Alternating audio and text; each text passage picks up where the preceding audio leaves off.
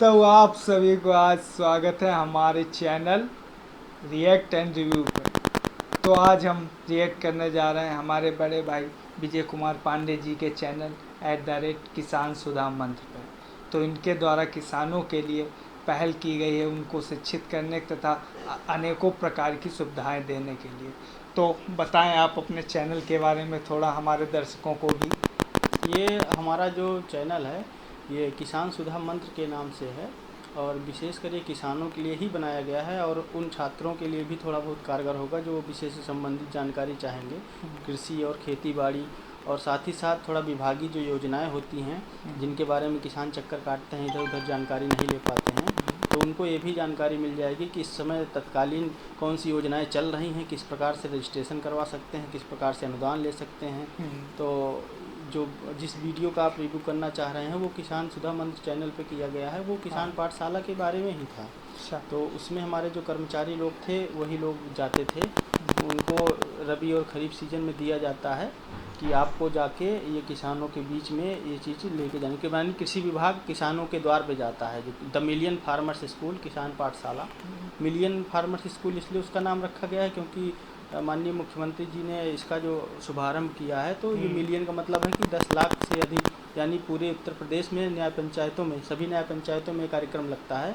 और प्राइमरी पाठशाला, junior high school जहाँ पे भी सुविधा होती है, तो हमारे कृषि कर्मचारी जो एटीएम बीटीएम या प्रावधिक सहायक होते हैं, ये लोग जाके वहाँ पे किसानों को अपने विभाग से संबंधित और संबंधित जो विभाग होंगे, मत्स्य विभाग, गन्ना विभाग, इनकी भी जो योजनाएं होती हैं, पशुपालन विभाग, इसको भी किसानों के बीच में बताना रहता है। तो इन्हीं को गाइड करने के लिए बनाया गया था और कुछ किसानों के लिए भी बनाया गया था इसमें चैप्टर तो वाइज बात। हम ये जानना चाह रहे हैं क्या जो बच्चे बीएससी एजी कर रहे हैं उनके लिए ये लाभदायक होगा कि नहीं?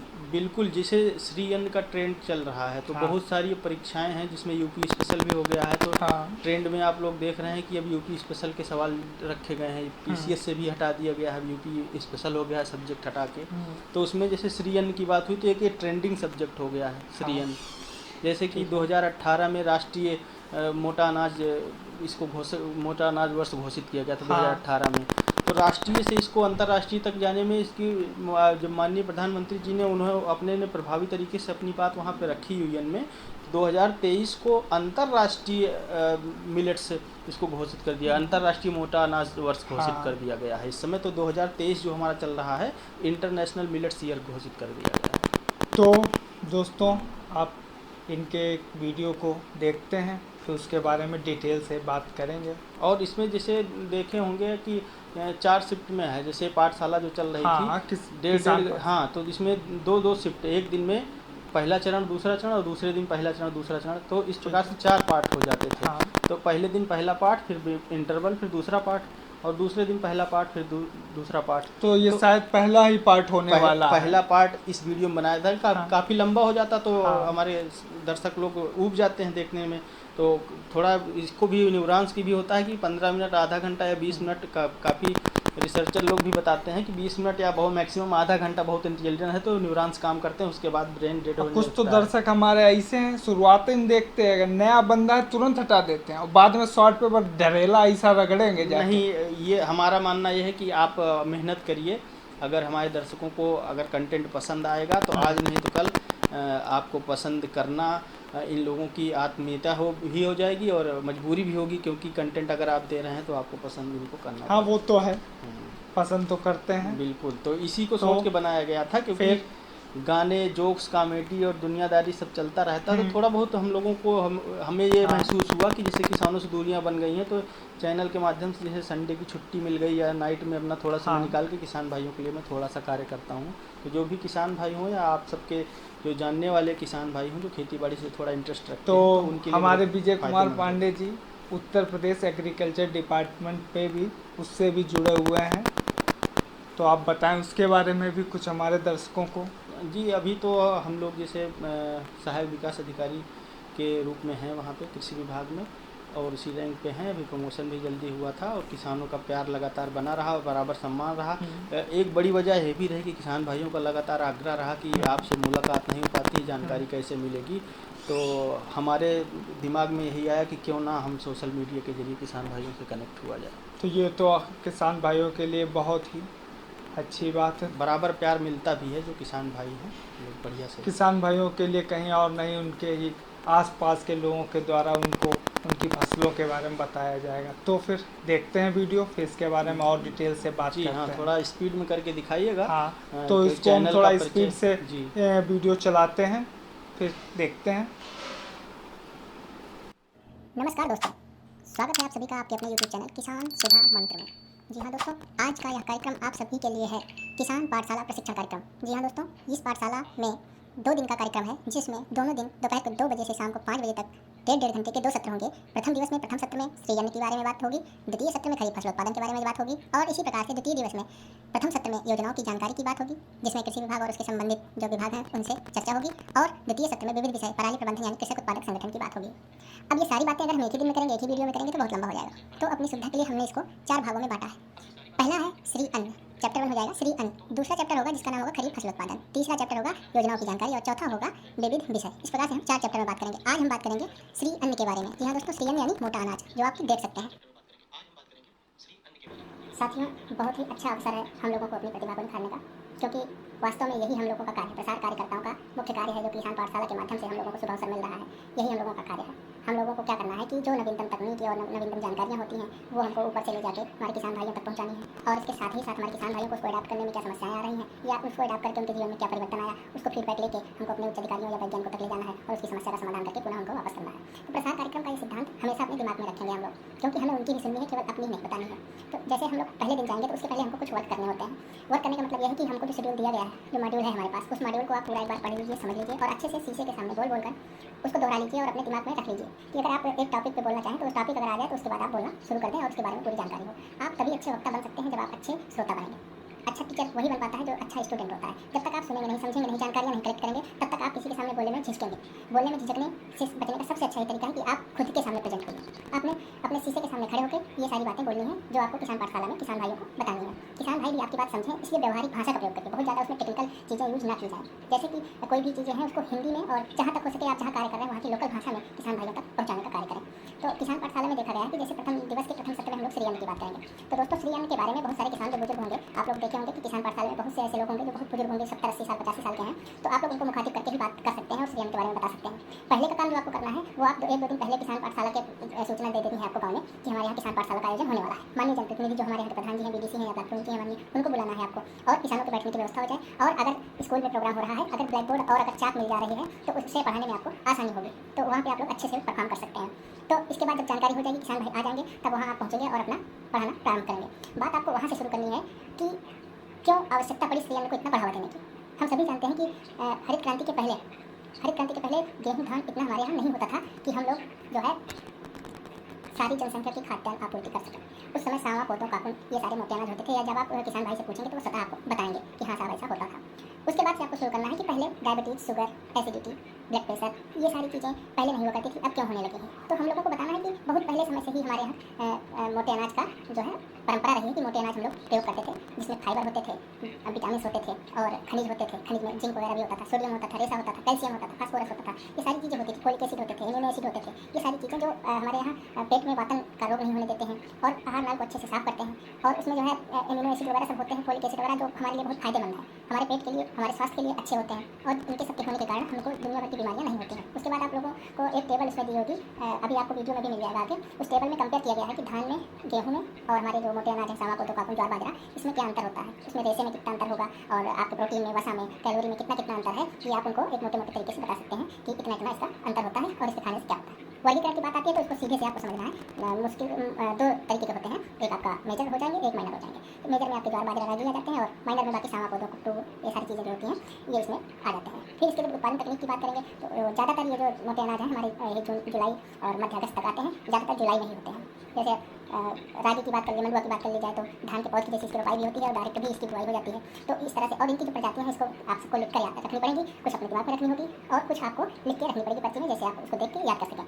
तो इसके सारी की प्रजातियाँ आपको सबको याद होनी चाहिए। इसके प्रभावी बिंदु हो जाते हैं कि किसी में जैसे सरसों में, राई में बिंदीकरण होता था, तो इसी तरह से इसमें भी जो मुख्य बिंदु होंगे उसको भी हम लोगों को याद रखना है। साथ ही मोटे अनाज को बढ़ावा देने के लिए हमको ये जरूर जानना जरूरी है कि आजकल जो जिसके हम पाश्चात्य की नकल कर रहे हैं, तो पाश्चात्य संस्कृति की नकल कर रहे हैं, उसमें देखा जाता है कि मोमोज, पिज्जा, बर्गर हम लोग खूब बढ़िया से खा रहे हैं। लेकिन अगर हम उनको देखें, कंपेयर करें, तो वो लोग हमारे जो मोटे अनाज हैं, नीम है, तुलसी है, इनकी सबकी नकल वो लोग कर रहे हैं। तो हम अपनी सभ्यता को भूल रहे हैं। तो हमको पुनः वापस उसी समय में आना है जो आज के 40-50 साल पहले था। तो हमको वहाँ पे वापस आने के लिए इसको बढ़ावा देने की जरूरत पड़ी। इसीलिए भारत सरकार ने 2018 में इसको राष्ट्रीय वर्ष घोषित किया था मोटे अनाज के लिए।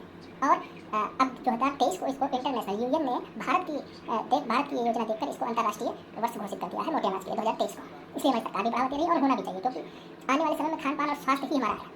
ये डिपेंड नहीं करता कि आप कितनी लग्जरियस लाइफ जी रहे हैं, डिपेंड करता है कि आपका स्वास्थ्य कैसा है। स्वास्थ्य आपका बहुत अच्छा होना चाहिए। तो फिर बात आती है इसके प्रसंस्करण की। आप अच्छे मॉल्स में जाएंगे, वहाँ पे देखेंगे तो अच्छे लोग इसके बिस्किट बनते हैं, ठीक है, इसका चूड़ा बनता है, खिचड़ी बनती है, बिस्कुट बनता है, इडली बनता है और बालूशाही भी बनती है, शक्करपारा हो गया, खीरा हो गया, समोसे बनते हैं, हलवा बनती है, फ्राइड राइस बनता है, खीर बनता है, उपमा बनती है। उपवास में देखेंगे आप लोग कुट्टू का उपयोग होता है, केक होता है, काफ़ी चीज़ें इससे बनाई जाती हैं। तो इसको सारे को प्रोसेसिंग करके भी ले सकते हैं और इसे डायरेक्ट भी खाने के रूप में ले सकते हैं। तो इतना सब कुछ होते हुए फिर हमारे स्वास्थ्य को भी ये नुकसान नहीं करता है। जैसे आप लोगों ने देखा हो गेहूं के आटे में जो है ग्लूटीन नाम का होता है, जिससे वो आटा जो है गूंथने के जो है चिपका होता है, चिपकता है, तभी रोटियां गोल बनती हैं। तो ग्लूटीन इसमें बहुत कम मात्रा में पाया जाता है। और गेहूं के आटे में या मैदे में जो है फाइबर की कमी होती है, तो फाइबर इसमें ज़्यादा होता है। आप लोगों ने देखा होगा कि जब पानी की जो नाली होती है अगर वो सकरी होती है तो पानी ज़्यादा प्रेशर से जाता है, और वही अगर थोड़ी ज़्यादा चौड़ी होती है तो पानी बहुत आराम से जाता है। तो बीपी की जो समस्याएं आती है, जो फैट कोलेस्ट्रॉल हमारे नलियों में जम जाता है, तो चाहे नशे हो चाहे आहार ना हो, जब उसके किनारे कोलेस्ट्रॉल फैट वगैरह जम जाता है तो निश्चित रूप से वहाँ पे डायबिटीज, शुगर, ये सब गैस की प्रॉब्लम, दुनिया भर की समस्याएं आने लगती हैं। ये पहले के समय में क्यों नहीं होती थी? इसलिए नहीं होती क्योंकि वो लोग खाते थे, ऐसा चीज़ खाते थे कि जो हमारे पेट की वजह से सफाई करते थे। ये सारी चीज़ें जब इसको हम लोग क्या करते हैं, इसका आटा भी बन सकता है, चावल भी बन सकता है। तो जो आटा चावल ये सब चीज़ें बना के इसका हम लोग खा सकते हैं। तो ये प्राइमरी इसकी प्रोसेसिंग हो जाती है, सफाई करके इसके दाने हो जाते हैं, चावल बना देते हैं। तो ये इसकी सब प्राइमरी चीज़ प्रोसेसिंग हो गई। सेकेंडरी प्रोसेसिंग में आती है तो रेडी टू ईट, जो सीधा खाने के लिए प्रयोग होता है, बिस्किट वगैरह बन जाते हैं इसके, तो इसको खाने में प्रयोग कर लिया जाता है। तो ये सारी चीज़ें इसमें क्या है कि लिपिड्स वगैरह होते हैं और एमिनो एसिड होते हैं एसेंशियल। तो वो सारी ल्यूसिन वगैरह, लाइसिन वगैरह आप लोगों ने जानते होंगे। ये सारी चीज़ें जो क्या होती हैं हमारे पाचन तंत्र को अच्छा करती हैं, ब्लड शुगर बीपी ये सारी चीज़ें दूर करती हैं। तो हम लोगों को इसको निश्चित रूप से अपनाना चाहिए और इसको अपनाने से निश्चित रूप से हमारी जो सरकार भी यही चाह रही है कि हम लोग स्वस्थ रहें और स्वस्थ पर्यावरण का निर्माण हो। और हम लोग जब स्वस्थ रहेंगे तो आने वाली पीढ़ियों के लिए भी हम इसको संरक्षित करेंगे। क्योंकि धीरे धीरे आप लोग देखेंगे कि ये जो रागी मंडुआ है, इसको पहले गांव में आपके यहाँ भी कुछ कहते थे, लोकल नाम में इसको मकरा बोला जाता है। इसकी रोटी बनती थी, मतलब बीच में आलू भर के और इसके ऊपर बनकर काली काली रोटी बनती थी। तो खाने में भी स्वादिष्ट होती थी और पाचन के लिए भी अच्छी होती थी। तो ये सारी चीज़ें अब विलुप्त होती जा रही हैं। सावा का चावल पता नहीं आप लोगों ने खाया कि नहीं, हमने तो खाया है। ये सारी चीज़ें पाचन के लिए बहुत अच्छी होती हैं, तो इसको निश्चित रूप से बढ़ावा देना चाहिए और इसको सभी को बताएं। और आसपास कहीं किसानों ने बोला तो आप लोग भी उनसे ये भी कह सकते हैं कि आप लोगों ने इसको लगाया है, आप लोग भी खाइए। और आप लोगों के द्वारा भी जैसे किसानों से क्रय करके आप लोग भी अपने स्वास्थ्य को सही रखें और श्री अन्न को बढ़ावा देने में अपनी भागीदारी साबित करें। तो इससे भी किसानों का मनोबल बढ़ेगा और ये सारी चीज़ें। और इसके साथ साथ अब आप लोग देखिएगा कि ये पत्रिका जो जनवरी 2023 के अंक में है, इसकी फोटो हम लगा दे रहे हैं, इसको आप देख लीजिएगा। और किसान पाठशाला के बाद भी क्योंकि पूरे साल ये चलना है और आगे भी इसको बढ़ावा देना है, तो ये पत्रिका केवल मोटे अनाज के लिए ही है, जनवरी 2023 का अंक है। और इसके कुछ छोटे छोटे फोटोग्राफ्स भी लगा दिए हैं जो आपके लिए हेल्पफुल होंगे। और ये सारी चीज़ें आप देखते ही तब वीडियो को बंद करिएगा, ठीक है। तो आशा करते हैं आप लोगों को बहुत कुछ जानकारी मिलेगी। बाकी आप लोग समझदार हैं, सब जानते हैं, अच्छे से किए भी हैं और बेहतर तरीके से ही कर सकते हैं। तो बेझिझक जाइए और किसान कल्याण में अपनी भूमिका निभाइए। सभी को जय हिंद, जय भारत।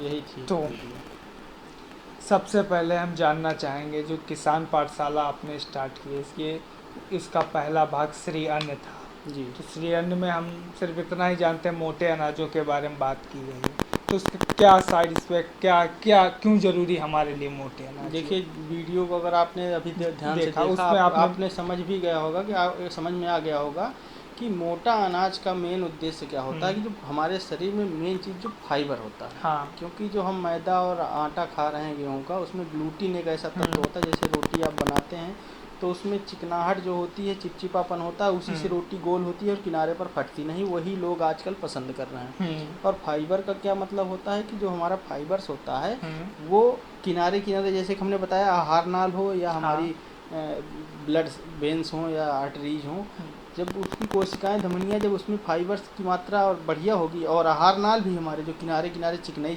जमा होती है, हाँ। जो फाइबर्स होता है तो वो बढ़िया से साफ़ कर देता है और हमारा पेट अच्छे से साफ़ होता है। तो सभी जानते हैं कि ज़्यादा से ज़्यादा बीमारियां जो हमारी होती हैं खान पान से ही होती हैं, और पेट की बीमारी से गैस बन गई तो सिर दर्द होने लगा। दुनिया भर की बीमारी है आपकी, इंसुलिन ले रहा है आदमी, पता चला शुगर हो गया, इंसुलिन के लिए घूम रहा है। तो ये सब चीज़ें क्यों आ गई, यही बताया गया है कि हम लोग पहले उसी पे थे, लेकिन भूखमरी को देखते हुए हमको ज़्यादा ग्रो मोर फूड का आया था। तो हरित क्रांति के दौरान हम लोग फिर इतना इसके पीछे चल दिए, यूरिया DAP पोटास के और हाइब्रिड के, कि हम लोग अपनी जो परंपरा थी उसको भूल गए। तो आते फिर हमको उसी पे लौट के आना पड़ रहा है, क्योंकि स्वास्थ्य को ध्यान में रखना है तो फाइबर बहुत ज़रूरी है पेट के लिए, वो सारी चीज़ें इसमें मिल जाएंगी। और ये पत्रिका जो हमने बताई थी इसमें आपने देखा होगा, पत्रिका हमने देखी, योजना ये हाँ, ये योजना जनवरी का जो 2023 का अंक है, ये हमने इसलिए रिकमेंड की थी, तो हमारे जो पढ़ने वाले छात्र हैं उनके लिए, और जो कृषि प्रसार कार्यकर्ता हैं, मिलेट्स वर्ष चल रहा है तो इसका काम अभी चलेगा ही, और आने वाले समय में इसकी डिमांड भी है, इसको सबको लगना पड़ेगा, चाहे किसान भाई हों। तो इसलिए कि उसमें बहुत डिटेल से दिया हुआ है, और परीक्षा उपयोगी प्रश्न भी उसमें मिल जाएंगे, और हम लोग को अपनी जीवन के लिए, दिनचर्या के लिए बहुत बढ़िया चीज़ें उसमें जानकारी मिल जाएगी कि मोटा अनाज की क्या अहमियत होती है, बहुत डिटेल में उसमें पूरा दिया गया। लेकिन हमारे क्षेत्रों में मोटे अनाजों की क्यों पैदावार नहीं हो रही है? पैदावार का उसका ये मतलब है कि जैसे हम लोग हाइब्रिड की तरफ जब भागे, जो वैरायटियों की रिसर्च होने लगी, तो रिसर्च इतनी तेज़ होने लगी कि इस पर फिर ध्यान नहीं दिया गया।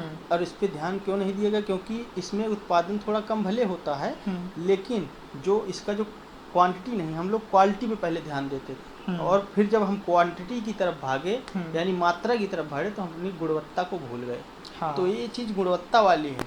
आज अभी जो अच्छे जो बढ़िया कार से आदमी आते हैं, अगर आप लोग गेहूं की और मैदा की आटा और भटूरे पसंद करते हैं, लेकिन अगर कोई कार वाला आदमी है, उसको वो बाजरा की रोटी आप 35 रुपये 50 रुपये की देंगे तो वो बाजरा की रोटी खाएगा। खाएगा जरूर, क्योंकि वो क्वालिटी पे ध्यान दे रहे हैं, हम लोग क्वांटिटी पे ध्यान दे रहे हैं। तो पहले ये गरीबों का था, अब ये अमीरों का हो चुका है। और पहले जो गरीबों का था वो अब अमीर लोग खा रहे हैं। इसलिए पहले जो गरीबों का स्वास्थ्य था वो अब अमीर लोग अपनाना चाह रहे हैं, और गरीब लोग नकल करके अपना स्वास्थ्य बिगाड़ रहे हैं। तो सभी से निवेदन है कि इस चीज़ को जरूर ध्यान में रखें। तो फिर इसी के साथ हम अपनी वाणी को विराम देना चाहेंगे, लेकिन हम और जानना चाहेंगे इसके बारे में कि आपको ये वीडियो बनाने का समय कब मिलता है? वीडियो बनाने का समय, जैसा कि आप जानते हैं कि राजकीय कार्य है वो सब निपटाने रहते हैं। काम करने के बाद, नाइट में खाना पीना खाने के बाद अगर समय मिलता है तो एक्स्ट्रा वर्क थोड़ा सा करना पड़ता है, लेकिन हमें खुशी मिलती है, क्योंकि हमको किसानों का जो प्रेम मिलता है उससे ये लगता है कि हमारी जो थकान होती है वो दूर हो जाती है। संडे का समय है, कोई छुट्टी मिल गई, तो हम ऐसा समय निकाल के अपने किसान भाइयों के लिए वीडियो बनाते हैं। और तो जाहिर सी बात है कि आप भी मेहनत करते हैं और हम भी मेहनत करते हैं। अगर हमारे दर्शक लोग खुश हैं, लाइक कमेंट शेयर अगर आ जाता है तो सारी थकान दूर हो जाती है। थकान दूर हो जाती है, ये बात तो सही है। तो सभी भाइयों से यही निवेदन है कि हमारे विजय कुमार पांडे जी का चैनल है किसान सुधा मंच, और मेरा छोटा चैनल है रिएक्ट एंड रिव्यू, दोनों को सब्सक्राइब करने की कृपा करें, और वीडियो को लाइक ज़रूर कर दिया करें, इससे हम लोगों का उत्साह बढ़ता है। अच्छी लगे तो लाइक करिए, और बुरी लगी तब भी डिसलाइक करके कमेंट करके जाइए, तो हम उसमें सुधार करेंगे। बिल्कुल। तो फिर इसी के साथ हम अपनी बाड़ी को विराम देना चाहते हैं। जय हिंद।